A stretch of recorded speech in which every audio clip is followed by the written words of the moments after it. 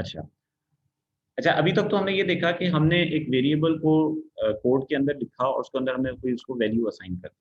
अच्छा, एक दूसरा तरीका ये होता है कि आप यूज़र से वैल्यू गेट करना चाहते हैं, यानी इनपुट करना चाहते हैं, ठीक है? मतलब आप यूज़र से यूज़र एंटर करेगा कोई वैल्यू अपनी मर्ज़ी से और उसके बाद फिर आप उसके ऊपर जो है वो फर्दर प्रोसेसिंग करना चाहते हैं। तो पाइथन में अगर आपने यूज़र से वैल्यू एंटर करनी है तो उसके लिए जो हमारे पास बिल्ट इन फंक्शन है, जैसे प्रिंट था आउटपुट के लिए, तो इनपुट के लिए फंक्शन का नाम हमारा इनपुट ही है, ठीक है? इनपुट और इनपुट उसके आगे आप उसमें पैरेंथेसिस जब भी हम फंक्शन की बात करेंगे तो आपने याद रखना है कि उसके अंदर हमें पैरेंथेसिस का पेयर उसके साथ लाज़मी होगा। बगैर पैरेंथेसिस के फंक्शन नहीं होगा और अगर आप लिखेंगे तो वो एरर हो जाएगा। अच्छा, अच्छा एरर से याद आया कि हमने एक मिनट मैं आपको a is equal to 9 print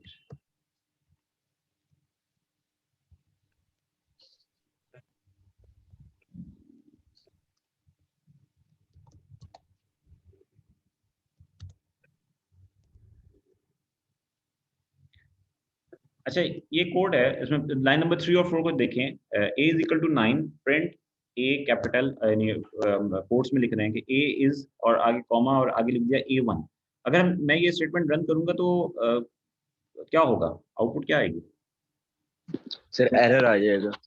error आएगा एरर क्यों आएगा हमारा सर क्योंकि जो हमने वेरिएबल डेडिकेट किया है वो ए अकेला A1 नहीं है।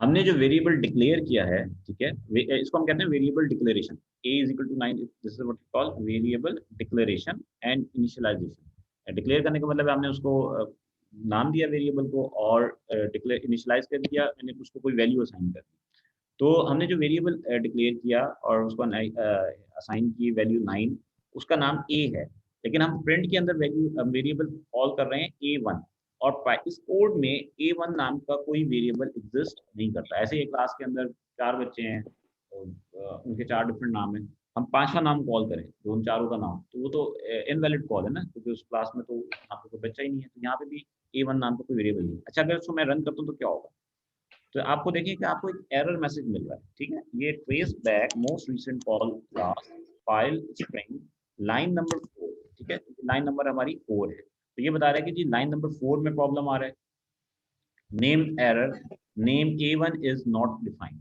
अब लाइन नंबर 4 में कोई a1 है and which has not been already defined तो एरर वही बता रहा है कि आप a1 नाम के एक वेरिएबल को एक a1 नाम की किसी चीज को एक्सेस करना चाह रहे हैं जबकि जो कि प्रोग्राम के अंदर डिफाइन नहीं हुआ तो या तो आप यहाँ पे a1 की जगह a लिखें या पीछे a की जगह पे a1 कर दें फिर हमारा एरर सही हो जाएगा फॉर एग्जाम्पल हम यहाँ a1 कर देते हैं अब ये एरर ठीक हो गया और अब हम इसको रन करेंगे तो हमारे पास वो ठीक हो जाएगा अच्छा जी तो ये तो मतलब मकसद ये था कि आपको एरर्स का भी पता होना चाहिए कि हम जब मिस्टेक करते हैं तो एरर्स आते हैं और एरर्स को फिर हमें रिमूव करना पड़ता है इसी तरीके से अगर अब मैं ये इसमें अब एरर क्या आएगा कि हमारे पास जो प्रिंट की है ना स्टेटमेंट उसके अंदर जो क्लोजिंग ब्रैकेट है वो मिसिंग है तो वो हमने किया तो हमारे पास आ रहा है कि लाइन नंबर 6 ओके और सिंटैक्स एरर इनवैलिड अच्छा अब देखें इसके अंदर ना जो एरर है वो बेसिकली इस लाइन में है लाइन नंबर 4 में है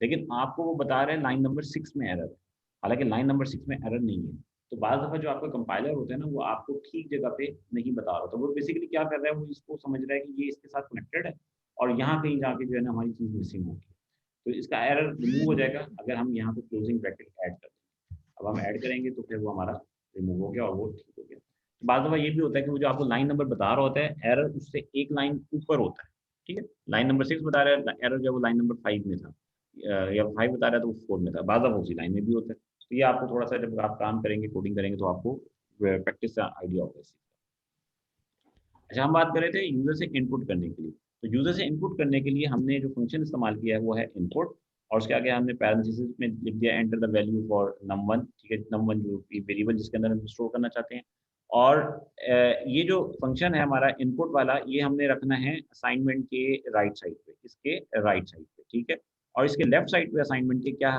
हम वो वेरिएबल रखेंगे जिसमें ये वैल्यू जानी है होगा ये कि इनपुट के फंक्शन जब आप कॉल करेंगे तो यूजर को एक मैसेज दिया जाएगा और वो मैसेज कौन सा होगा जो यहाँ पे हमने लिखा है एंटर वैल्यू फॉर नंबर जब ये मैसेज को डिस्प्ले करवाया जाएगा, जैसे यहाँ पे आउटपुट में आपको नजर आ रहा है एंटर वैल्यू फॉर नम1, तो यहाँ पे यूजर कीबोर्ड से कोई वैल्यू एंटर करेगा, 5 10 जो भी नंबर एंटर करेगा।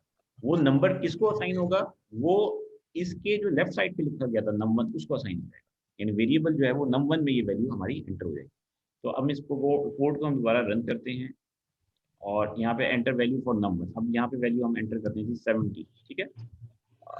ऐसे में ये 170 हो गया, इसलिए वो उससे अच्छा है।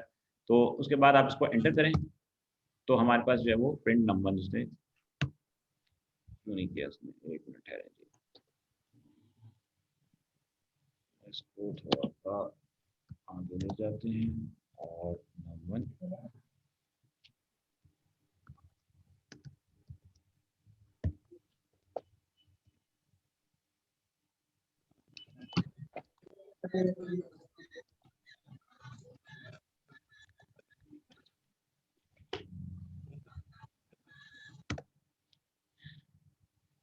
चलिए चलिए। तो अब ये है कि जी आपने इनपुट का फंक्शन इस्तेमाल किया, उसके अंदर आपने एक मैसेज लिखा एंटर वैल्यू फॉर नम1, तो ये मैसेज यहाँ पे आउटपुट में आ गया एंटर वैल्यू फॉर नम1, और इसके बाद कोड हमारा रुक जाएगा, ठीक है। अब वो किसका वेट करेगा, वो वेट करेगा कि यूजर कोई वैल्यू एंटर करे और कीबोर्ड से, और उसके बाद एंटर प्रेस करे। जब वो एंटर प्रेस करेगा तो उसका मतलब है कि अब वैल्यू हमारी कंप्लीट हो गई है, वरना सिंपल की अदर देन एंटर प्रेस करने पे वो उसको एक्सेप्ट नहीं, आगे प्रोसीड नहीं करेगा। तो हमने वैल्यू एंटर की 50 एंटर प्रेस की, उसके बाद हमने एंटर प्रेस कर दिया। तो अब जो 50 है वो कहाँ से चली गई, वो किस में चली गई, नम1 में से, ठीक है। और फिर हमने इसी वैल्यू को दोबारा डिस्प्ले करवा दिया, प्रिंट वैल्यू इन नम1 इज, तो वो हमारे पास ये मैसेज आ गया वैल्यू इन नम1 इज 50। तो हमने यूजर से 50 गेट किया और उसको हमने क्या कर दिया, डिस्प्ले करवा दिया। अच्छा, दरमियान में आप गौर से देखें तो यहाँ पे आपको इंट लिखा हुआ नजर आ रहा है, INT।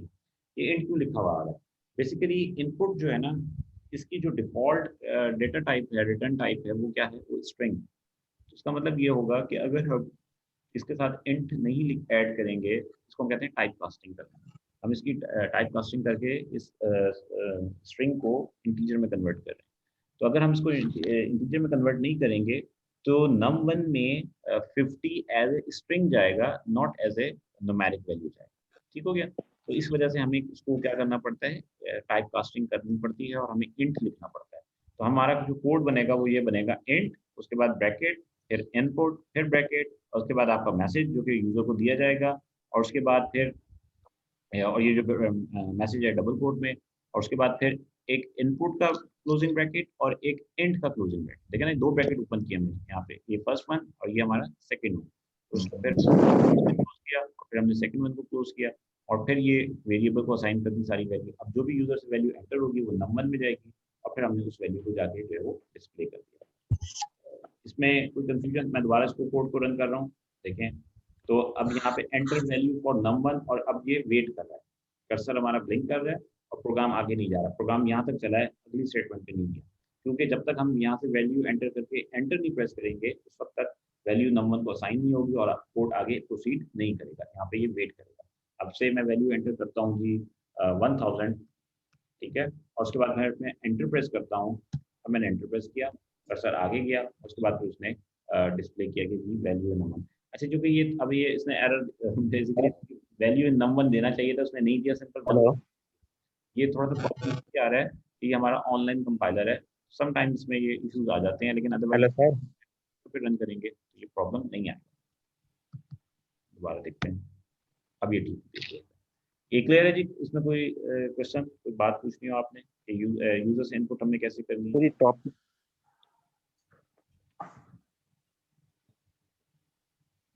जी पूछे।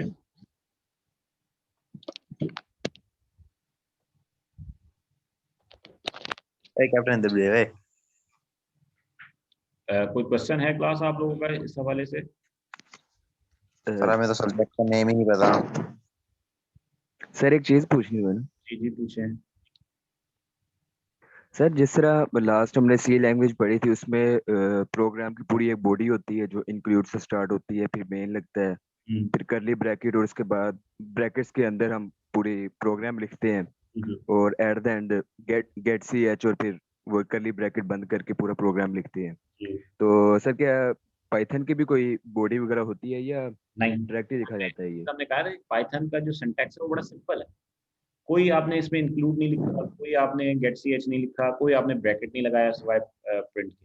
तो पाइथन का जो सिंटैक्स है वो बहुत सिंपल सिंटैक्स है, इसलिए इसको कहा जाता है कि very easy to learn language है। Sir simple. इसी की आउटपुट अगर हम सी में ऐड कर लें, मतलब इसी के आउटपुट को सी वाले जो C++ वाला सॉफ्टवेयर उसी में ही रन करवा लें, नहीं, या हमारे लिए सिर्फ नहीं मतलब फिक्स है कि हमने C इसी का कंपाइलर पाइथन अलग में है, करना? पाइथन का कंपाइलर अलग है। तो हर लैंग्वेज का अपना एक कंपाइलर होता है। ये हर जी लैंग्वेज सर। का एक कंपाइलर है। पाइथन को आपने चलाना है तो आपको पाइथन का आईडी चाहिए। तो मैंने आपको बताया था ना, पाइचार्म है, आइडल है, और भी बहुत सारे हैं। जी जी। फिलहाल आप ये ऑनलाइन आईडी जी सर। पढ़ लें, अगर आपके पास नहीं है तो ये कभी ना कीजिएगा कि सी का जावा में चला लें और जावा का पाइथन में चला लें। पता है उसके पीछे सोर्स कोड है ना, डिफरेंट है हर लैंग्वेज का, तो इसी में नहीं चलेगा। जी सर। जी सर, आपने ऑनलाइन वेबसाइट के थ्रू चलाया, वैसे कोई सॉफ्टवेयर नहीं होता? नहीं नहीं है, बच्चे बहुत सारे हैं, हमने क्लास में डिस्कस किया था, पाइचार्म के नाम से है। तो फिर आप वही पढ़े ना सर, यहाँ से हमें समझ नहीं आ रही। क्यों यहाँ से आपको समझ नहीं आ रही क्या? स्टेटमेंट तो वही है, चाहे आप मिस्टर ये सर, आप वहाँ लिखें ऑनलाइन यहाँ ऑनलाइन लिखें, सिस्टम बात तो एक समझना। ही है। अब फर्स्ट लाइन आपने सर सर ये खाली छोड़ दिया, दूसरी लाइन में आपने hashtag right Python 3 code means that कि अब इसमें क्या पता लगेगा? आपने जो फर्स्ट लाइन खाली छोड़ी है, इसका क्या मतलब है? सर कुछ मतलब नहीं है। इस तरह तो एरर एरर भी तो आ सकता है ना सर? पहली लाइन भी फ्री है, ब्लैंक फिफ्थ लाइन लाइन भी फ्री है, फिर 8 और 9 भी। ठीक है, सुने, ब्लैंक लाइन में कभी भी एरर नहीं आता है। ब्लैंक लाइन जो है वो एरर नहीं होती। ओके, स्पेस जो है वो एरर। मींस दैट जो हम प्रोग्राम देंगे उसी प्रोग्राम में अगर एरर हुआ तो उस लाइन में एरर आएगा। ब्लैंक लाइन सिंपली अगर हम जितनी दो भी अगर इकट्ठी छोड़ दें, हाँ, वो जो 5 और 6 आपने छोड़ दें और छोड़ी है ना 7 पे लिख वो दें, काउंट ही नहीं होगी। ठीक है, ठीक है सर। तो जो असल में सर ये वो समझ रहे हैं, वो HTML वाला CSS वाला समझ रहे हैं, उसमें तो स्टार्ट करना पड़ता है ना शुरू से, यार पहले आपको लाइन फिर ज्यादा आता आपको है, आप टाइप चुप लिख कर के। जाओ। HTML वाले की बात ही नहीं हो रही यहाँ पर। एक यहाँ तो यहाँ पाइथन पे चल रही लाइन है। जब आप लाइन ओ आप मेरे छोड़ोगे तो वहां पे तो आपको वहाँ एक्शन भाई, होगा ना। यार ये आप भाई लड़ो यहाँ तो पे ना। यहाँ पे जब माजिद प्रोग्राम जब रन माजिद करते हैं भाई ना लड़ाई उसके तो अंदर ना। रनिंग करने। माजिद भाई वो और सर चीज है। आराम से सर, पता है। हमने ICS में सब पढ़ी है ये सारी चीजें ना। तो फिर तुम ये बातें बिल्कुल। क्यों कर रहे हो कि बात भाई सुनिए, पहले लाइन खाली है तो क्यों नहीं ये रन रहा सवाल होगा? किसका था? यार माजिद का था, हसन का था, वलीद का सवाल था ये, जो कह रहे थे कि जी वहाँ पढ़ाई यहाँ पे हमें समझ नहीं आ रही। सर ये मलिक साहब ही बोल रहे थे, इनसे पूछें। हाँ जी, हसन, मलिक मलिक साहब जी हसन है। बोल रही हैं। जी सर। अच्छा, देखें, अभी आपने जो फोकस करना है वो इस बात पे करना है कि पाइथन की स्टेटमेंट हम कैसे लिख रहे हैं।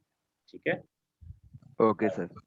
पाइथन की, अच्छा, मैं इस पे क्यों करवा रहा हूँ? मैं इसलिए इस पे करवा रहा हूँ कि पाइचार्म आप लोग इंस्टॉल करेंगे ना तो बहुत सारे बच्चों से इंस्टॉल ही नहीं होगा, क्योंकि उसकी इंस्टॉलेशन करते ठीक है वक्त सर। उसकी कॉन्फ़िगरेशन होती है, पड़ती है। वो अगर आप प्रॉपर सेटिंग नहीं करेंगे तो इंस्टॉल हो जाएगा, लेकिन वो कहेगा जी interpreter not found, program run नहीं होगा। तो बजाय इसके कि आप इसमें, अब चूँकि हमारी फिजिकल क्लास नहीं है कि मैं आपका लैपटॉप देख के आपको बता दूँगी कि इसमें ये प्रॉब्लम है, इसलिए मैंने आपको ऑनलाइन एडिटर का कहा है कि आप फिलहाल उसकी जो इंस्टॉलेशन है उसके चक्कर से निकलें और आप कोडिंग की तरफ आएँ। कोडिंग तो करना शुरू करें ना, प्रोग्राम तो लिखना शुरू करें ना। इस चक्कर में बैठे रहें मींस कि दैट अब अगर हम इसकी इंस्टॉल हो रहा प्रैक्टिस करना चाहें तो हमें किस तरह ओपन करना होगा ये तो पाइथन? आप अपना ऑनलाइन ऑडिटर को ऑनलाइन कंपाइलर इस्तेमाल करके उसमें कोडिंग करते हैं। यही कोड एज़ इट इज़ आप कॉपी पेस्ट कर लीजिएगा अपने नोट उस पे टेक्स्ट पैड के अंदर, नोटपैड के अंदर, ठीक है? जब आपने कोड लिख लिया, ओके इसको सर। कॉपी करें और उसको पेस्ट कर दें ओके सर। नोटपैड में। वही कोड जब आपके पास पाइचार्म एडिटर आ जाएगा ना, आप वहाँ पे जाके फाइल ओपन कीजिएगा और वहाँ पे जाके एडिटर में डाल दीजिएगा और उसको रन कीजिएगा, यही आउटपुट आपको वहाँ पे मिल जाएगी। इसमें कोई फ़र्क नहीं आएगा, ठीक है? तो 19-20 का कोई 1% 2% डिफरेंस आ जाए तो आ जाए। अभी तो आप बिल्कुल पहले इनिशियल स्टेटमेंट लिख रहे हैं ना, अभी हम कौन सी कोई कॉम्प्लेक्स किस्म की कोडिंग कर रहे हैं, ना अभी हमने कोई जी सर। फाइल को इम्पोर्ट किया, ना कोई लाइब्रेरी को इम्पोर्ट किया, अब तो बिल्कुल बेसिक का काम कर रहे हैं। तो चाहे वो ये आप ऑनलाइन जी सर। करें या पाइचार्म पे करें, इससे कोई फ़र्क नहीं पड़ता, एक बात। दूसरी बात ये है कि अभी आपका फ़ोकस इस पे होना चाहिए कि मेरी स्टेटमेंट कैसे मैंने लिखनी है, वेरिएबल कैसे डिक्लेयर करना है, उसको वैल्यू कैसे देनी है, इनपुट कैसे लेनी है, आउटपुट कैसे लेनी है, कमेंट कैसे बनाना है, ओके? तो ये इसको फ़ोकस करने की कोशिश करें। पाइचार्म का मैं आपको लिंक भी भेज दूँगा ग्रुप के ऊपर, और मैं आपको उसकी इंस्टॉलेशन की एक शायद वीडियो है, मैं वो भी भेज दूँगा। तो फिर आप ट्राई करके देख लें, अगर आपके पास हो जाता है, वेल एंड गुड, आप उसके ऊपर ट्राई कर लें, मुझे कोई इसमें इश्यू ठीक है okay sir. Sir. Thank you so नहीं। इसके मच। अलावा इस अब तक जो हमने किया है इसमें सवाल, जो कोई चीज़ आपको ना समझ आई हो?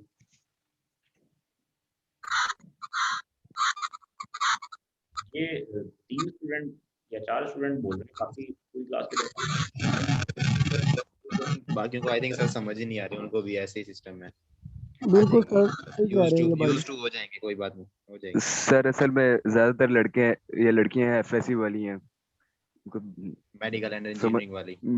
जी सर। तो यही उसमें सर इन जो खासतौर पे जिनका प्रोग्रामिंग का बैकग्राउंड नहीं है उनके लिए ज़्यादा ये इम्पोर्टेंट है कि वो इस चीज़ को समझे और उसको उनको क्लियर होनी चाहिए, ताकि आपका ये प्रोग्रामिंग का एक वाइज सब्जेक्ट तो है नहीं, इसके बाद में मेरा ख्याल आपके 2 या 3 प्रोग्रामिंग सब्जेक्ट आएंगे बीबीए के ऐसे अंदर। ही है सर, ऐसे ही। तो आपको अगर ये कोर्स आपने अच्छे से कर लिया तो वो आगे भी आपके लिए कन्वीनियंट हो जाएगा। डेटाबेस कर रहे होंगे आप, डेटाबेस में भी प्रोग्रामिंग आ जाएगी किसी ना किसी लेवल के ऊपर। तो ये चीज़ें अगर अभी से आप फर्स्ट कोर्स के अंदर अच्छे से कर लेंगे तो आपके लिए आगे चल के वो हेल्पफुल हो जाएगा। क्लियर है? आगे हम मूव करें। जी सर। जी सर।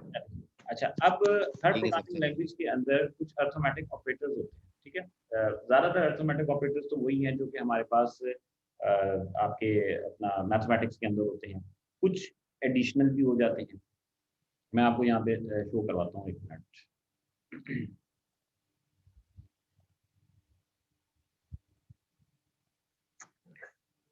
तो ये उसने बता रखा है जी, types of operator. Python language supports the following types of operator. Number 1 है अर्थमेटिक, फिर है कंपैरिजन, इसको रिलेशनल ऑपरेटर्स भी कह देते हैं, assignment operator, logical operator, bitwise operator, membership operator, identity operators. इनमें से जो अर्थमेटिक, कंपैरिजन, असाइनमेंट, लॉजिकल, यानी कि जो पहले 4 हैं ये हमारे बेसिक, ये हमें कवर करनी है। बाकी जो बिटवाइज मेंबरशिप है वो आप लोगों के कोर्स में नहीं डिस्कस होंगे, वो आगे जाके आते हैं। तो इसमें से जो अर्थमेटिक ऑपरेटर्स हैं वो कौन-कौन से? नंबर 1 एडिशन, ठीक है, और उसके लिए एडिशन प्लस क्या है, a + b = 30। 2 वेरिएबल्स हैं या 2 कांस्टेंट हैं या एक वेरिएबल है और एक कांस्टेंट है, तीनों चीजें चल जाएंगी, ठीक हो गया।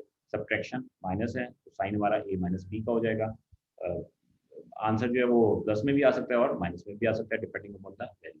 मल्टीप्लिकेशन के लिए आप स्टैटिक यूज करेंगे, a static multiply a static b, a multiply by b, value हमारे पास आ गई। और इसके अंदर उसने वैल्यू अज्यूम की हुई है 10 और 20, ठीक है। ए में 10 है और 20 है, तो ये a multiply by b 10 multiply by 20 200 हो गया। डिवीजन के लिए हम फ्रंट स्लैश इस्तेमाल करते हैं। जो डिवीजन का साइन है, एक होता है बैक स्लैश, वो यूं होता है हमारे पास, और एक होता है फ्रंट स्लैश, तो ये हमारा फ्रंट स्लैश है। तो b स्लैश a, तो हमारे पास आंसर क्या आ गया, 2 आ गया। 20 डिवाइडेड बाय 2, तो हमारे पास 2 आ गया। अच्छा, यहाँ पे याद रखिएगा एक ये स्लैश है और फिर एक है मॉड्यूलस, शायद हमने क्लास में भी डिस्कस किया था। और इसके लिए जो साइन है वो क्या है, परसेंटेज का, ठीक है। वैसे तो ये परसेंटेज का साइन है, लेकिन जब बी परसेंटेज ए है तो इसका मतलब है ये परसेंटेज एज ए मॉडुलस के तौर पे काम कर रहा है। और मैंने आपको बताया था कि ये जो मॉडुलस है ये आपको रिमाइंडर देता है, ठीक है, and it returns the reminder.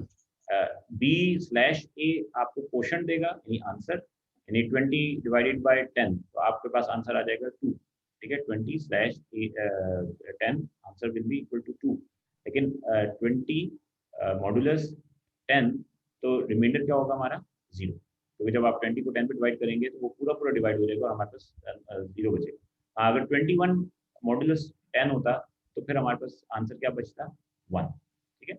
21 divided by modulus bye 10, तो हमारे पास 10 2 20 हो जाता और 1 हमारा जो है वो रिमाइंडर बच जाता।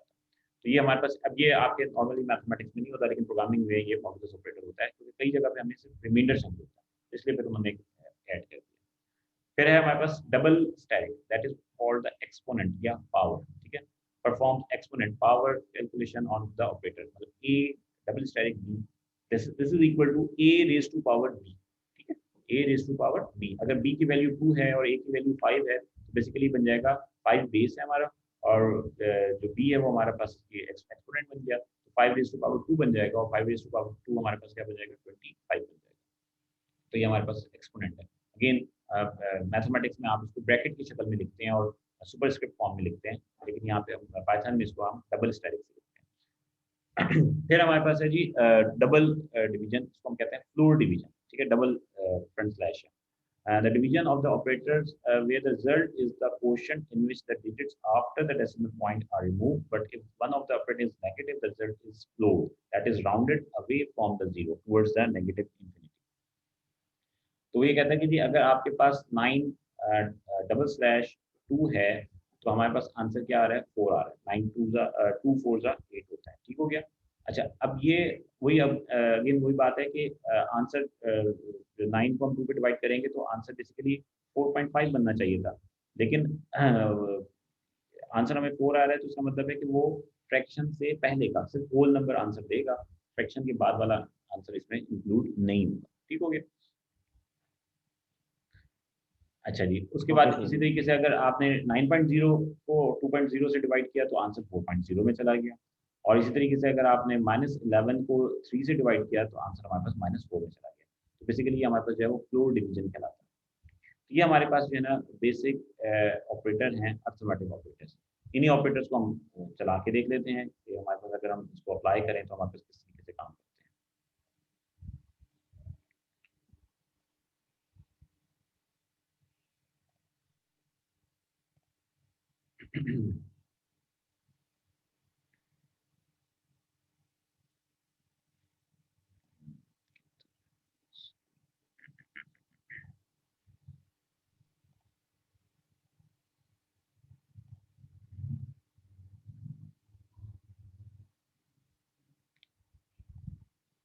कहाँ गया हमारा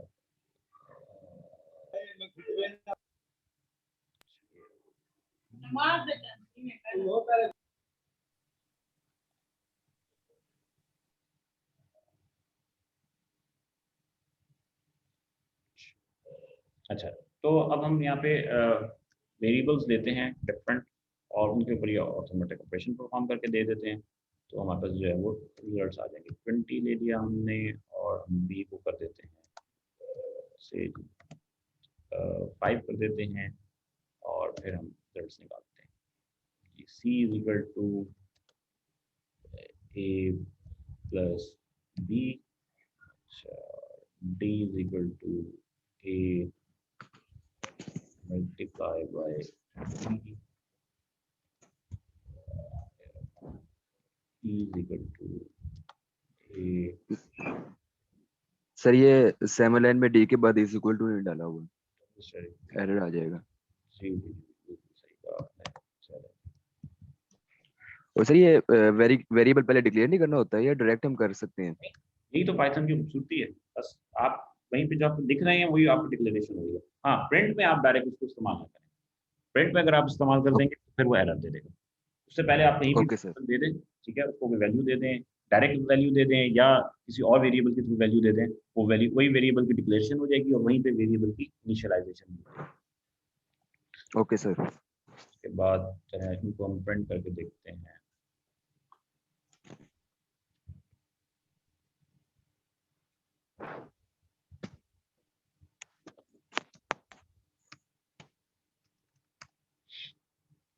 अच्छा, ये हमारे पास सी है, कॉमा डी है, कॉमा ई है। इनको रन करते हैं। अच्छा जी, पहली आउटपुट हमारे पास है सी, ए प्लस बी, वैल्यू थी 20 + 5, तो 25, तो सी की आउटपुट आ गई हमारे पास 25, ठीक हो गया। 25। क्या दूसरी हमारे पास है D, A multiply by B, तो 20 × 5, तो वो हो गया हमारे पास 100, तो आउटपुट हमारे पास 100। तीसरी आउटपुट है 20 raised to power 5, ठीक है। अब ये बहुत बड़ी, 5। मतलब थोड़ा छोटा कर लेते हैं, इसको हम 2 कर देते हैं और इसको हम से 3 कर देते हैं, सिर्फ हम आखिरी वैल्यू के लिए इसको चेंज कर रहे हैं। तो हमारे पास 8 आ गया। बेसिकली क्या है, 2 raised to power 3 है, ठीक है। यहाँ ए की वैल्यू 2 है, डबल स्टैटिक, और बी पावर में क्या आ गया 3, तो बेसिकली ये क्या बन गया 3 पावर 3, तो 2 raised to power 3 का मतलब 2 × 2 × 2, तो हमारे पास क्या आ गया 8 आ गया। तो ये हमारे पास इस तरीके से जो है वो डिवीजन, अच्छा डिवीजन का रह गया, वो भी कर लेते हैं। f is equal to a divided by b। अच्छा चलें, guess what, f is equal to a divided by b, a में 2 है, b में 3 है, गेस करें f में आंसर क्या आएगा।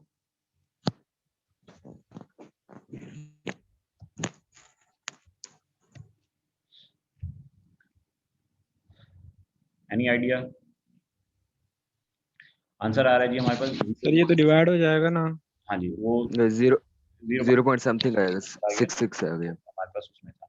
अच्छा जी, अगर हम यहाँ पे डबल वो लगा देते हैं राउंड करने के लिए।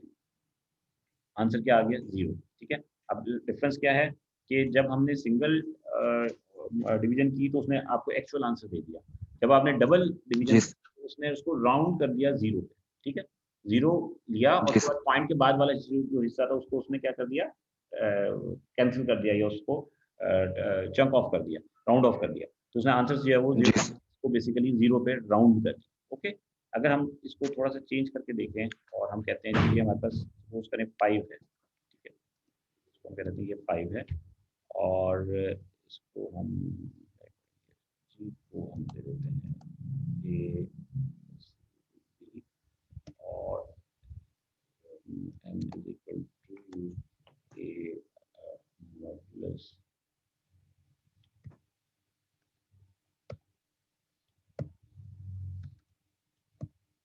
a modulus b। अच्छा, आउटपुट में हम लिख देते हैं आपको एफ जी और कॉलम एफ है, फिर हमारे पास जी है, फिर हमारे पास एम। अच्छा जी, तो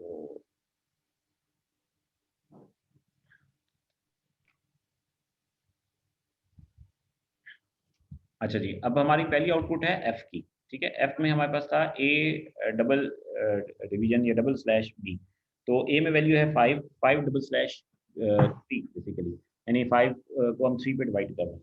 तो जब आप 5 को 3 पे डिवाइड करते हैं तो हमारे पास 3 1 3 तो बनता है और उसके बाद फिर आंसर फ्रैक्शन में आना चाहिए था। ठीक है, तो चूंकि वो हमारे पास उसने डबल डिवीजन था, वो हमेशा जो पॉइंट के बाद है उसको ट्रंकेट कर देती है। तो उसने सिर्फ 1 ले लिया, बेसिकली ये 1 नहीं आना था, 1 पॉइंट समथिंग आना था। सेकंड में जो जी है वो है a डिवाइडेड बाई बी, तो ये आपको एक्चुअल आंसर दे रहा है 1.66 दे रहा है।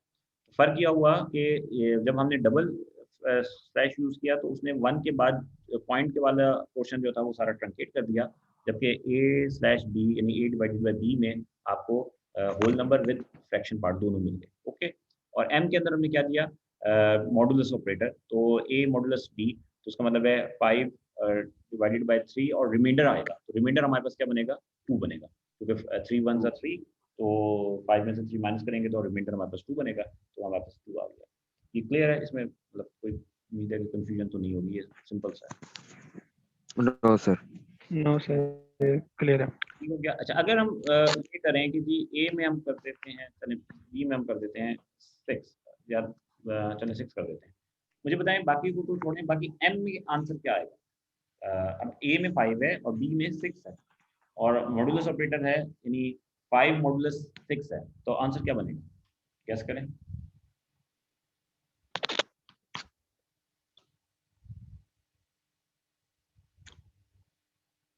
क्वेश्चन दोबारा से कीजिएगा, एक मिनट। देखें, ए मॉडुलस बी है और ए में वैल्यू 5 है और मॉडुलस डिवाइडेड बाय 6 है, यानी 5 मॉडुलस 6। आंसर आप गेस कर सर सकते हैं? 4 आएगा? 1 आई सर थिंक 4 माइनस फोर 1 आएगा। आंसर 4 पॉइंट सम आंसर 5 आएगा। क्यों 5 आएगा? देखें, 0 5 को जब आप 6 डिवाइड करेंगे तो 6 1 जा तो 5 से बड़ा हो जाता है, तो 6 को किससे मल्टीप्लाई करेगा? 0 से मल्टीप्लाई करेगा, और 6 0 जा 0, तो इसका मतलब है 5 माइनस 0, तो आंसर रिमाइंडर क्या बच गया? 5 आ गया। जब हमारा आपका जो डिनोमिनेटर है वो न्यूमरेटर से बड़ा हो जाएगा, नीचे वाली वैल्यू ऊपर वाली वैल्यू से बड़ी हो जाएगी, तो जो मॉडुलस ऑपरेटर है उसमें ऊपर वाली वैल्यू एज इट इज आ जाएगी। ये मॉडुलस ऑपरेटर का काम है, क्योंकि वो 0 से मल्टीप्लाई करके उसको कैलकुलेट करता है और 0 से मल्टीप्लाई करने का मतलब है कि वो 0 हो जाएगा, वही जो हमारा न्यूमरेटर है वो एज इट इज हमारे पास आ जाता है। सर। इसमें कोई क्वेश्चन, कोई सवाल क्लियर है? इसमें कोई मसले वाली बात तो नहीं है? यस सर, क्लियर है। यस सर क्लियर है। उसके बाद जो हमारे पास ऑपरेटर होते हैं, जो सेकंड सेट ऑफ ऑपरेटर है वो हमारे पास कहलाता है आपका कंपैरिजन ऑपरेटर। ठीक है जी, इसको रिलेशनल ऑपरेटर भी कह देते हैं और कंपैरिजन ऑपरेटर भी कह देते हैं। इसमें बेसिकली अर्थमेटिक्स में तो हमने कोई एडिशन मल्टीप्लिकेशन करनी होती है, इसमें हम सिर्फ कंपेयर करते हैं दो वैल्यूज। ठीक है, वैल्यू का कंपेरिजन 3 चीज़ें बन सकती है ना, A is greater than B, A is equal to B और A is less than B, यही हमारे पॉसिबल कंपैरिजन हो सकते हैं। एक मिनट में स्क्रीन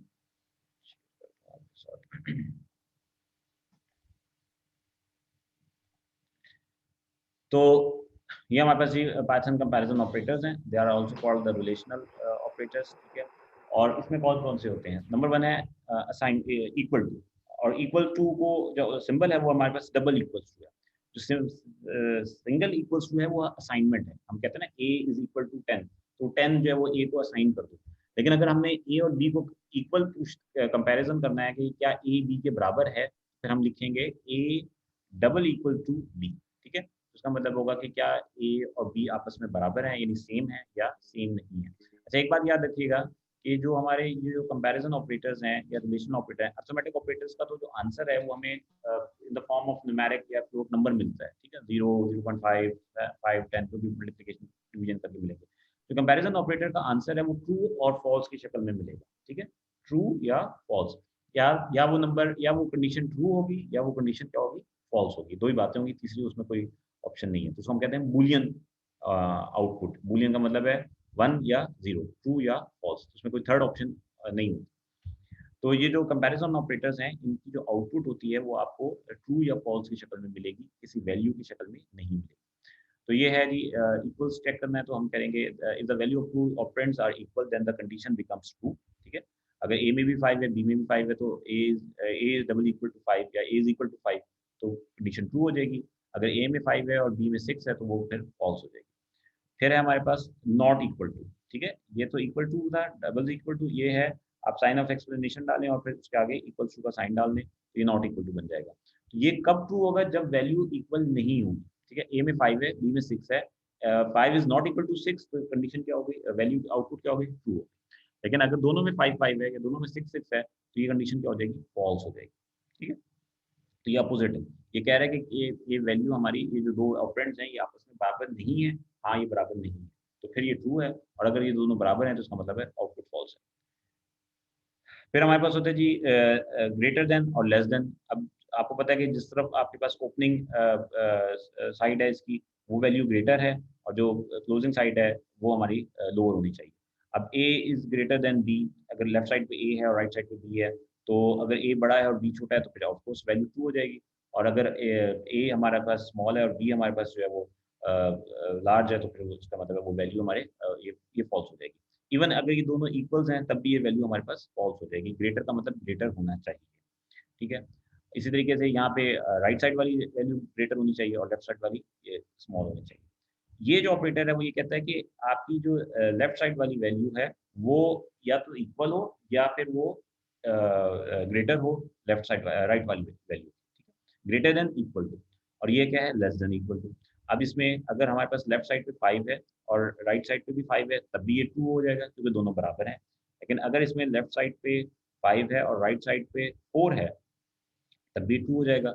हाँ, अगर इधर लेफ्ट साइड के ऊपर 5 है और राइट साइड पे 6 है तो फिर ये फॉल्स हो जाएगा, क्योंकि उस सूरत में हमारे पास जो है वो राइट वाली वैल्यू जो है ना वो इक्वल है और ना ही वो लेस है, बल्कि वो ग्रेटर होगी। सेम ये हमारे पास है कि इसमें वो राइट साइड वाली वैल्यू या तो लेफ्ट वाली के इक्वल होगी या राइट वाली वैल्यू जो है वो राइट साइड की वैल्यू जो है वो ग्रेटर होगी लेफ्ट वाली वैल्यू से। तो इसको हम कहते हैं कि हमारे पास क्या है, ये हमारे जो है वो कंपैरिजन ऑपरेटर हैं। और जो कंपैरिजन ऑपरेटर होते हैं ये हम बेसिकली इस्तेमाल करते हैं इफ कंडीशन, ठीक है। हमने कहा था ना कि हमारे पास एक इफ होता है जिसमें हम कंडीशन लगाते हैं। हमने ये कंपैरिजन करना होता है कि क्या हमारी ये वैल्यू इसके बराबर है या ये वैल्यू इससे बड़ी है या ये वैल्यू इसके बराबर है। अगर वो है तो ठीक है, वो ट्रू हो जाएगा, और अगर वो फॉल्स है तो फिर वो कह देगा कि नहीं ये फॉल्स है, तो वो फॉल्स के तौर पे शो करा देगा।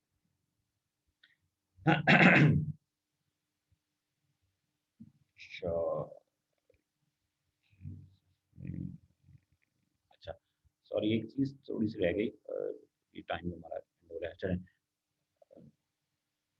एक मिनट।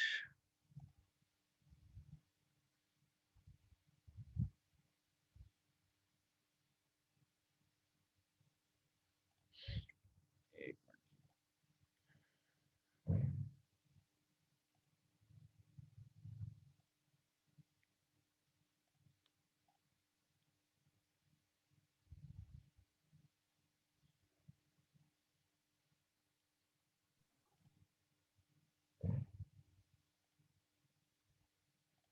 अच्छा, यहाँ पे एक वो रह गया हमारा खास तौर पर उन स्टूडेंट्स के लिए जो कि मतलब बिल्कुल न्यू है प्रोग्रामिंग के लिए।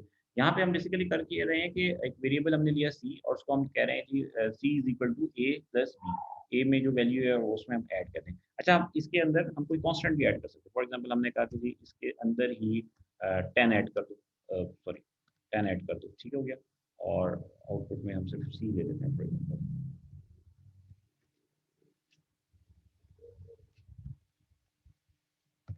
ये मतलब छोटी-छोटी चीज़ें हैं जो फर्स्ट टाइम प्रोग्रामर्स कर रहे होते हैं, उनके लिए मैटर कर रही होती हैं। तो अब बेसिकली आंसर क्या निकलेगा? a plus B plus 10। तो a में 5 था, b में 6 था और 10 जो है वो एज़ ए कांस्टेंट आ गया, ठीक है? 10 जो है वो एज़ ए कांस्टेंट है और a और b हमारे पास वेरिएबल है, वो हमारे पास ऐड हो गया और हमारे पास क्या हो गया? 21 हो गया, ठीक हो गया? अगर हम इसके बाद ये लिखें c is equal to, sorry इधर लिखना है, c is equal to c plus 4, ठीक है? और फिर हम इसको रन करते हैं। तो आंसर क्या आ गया हमारे पास 25। अच्छा, इसमें 2 चीज़ें हैं। एक तो ये है 7 नंबर स्टेटमेंट में आप देखें c is equal to c plus 4। अब इससे पहले 6 स्टेटमेंट में c में हमारे पास वैल्यू आ चुकी थी क्या? 21, ठीक है? तो 21 आ रही थी। 7th स्टेटमेंट जब हम चलाएँगे तो राइट साइड पे 21 के अंदर सी में क्या आएगा? 21 और 4 हमारा कांस्टेंट हो जाएगा, तो हमारे पास वैल्यू क्या हो जाएगी? 25 हो जाएगी, ठीक है? 5 हो जाएगी। प्रिंट सी पे जाएँगे, प्रिंट सी में जो सी की लेटेस्ट वैल्यू है, वो लेटेस्ट वैल्यू एक तो सी 6 में निकली और एक हमारे पास 7 में निकली। तो हमारे पास जो 7 वाली वैल्यू क्योंकि वो लेटेस्ट वैल्यू है और वो 25 है, तो आउटपुट में वो हमारे पास 25 ही शो करवाएगा। कहने का मकसद ये है कि एक वेरिएबल को आप एक कोड में मल्टीपल टाइम एक्सेस कर सकते हैं, लेकिन जो उसकी आखिरी वैल्यू होगी प्रिंट के अंदर वो वैल्यू जो है वो शो करवाएगी। ये जी टाइम हमारा इसका एंड हो रहा है और इतना काफ़ी है। ये दोबारा फर्दर हम इसको कंटिन्यू करें क्लास। अच्छा सर बस सर ठीक है इतना ही। जी जल्दी से पूछना है, तुम्हारा आखिरी मिनट है ये। अच्छा सर पूछें। सर अगर जिस तरह इसमें लास्ट जो 7 में वैल्यू आ गई थी 25, जी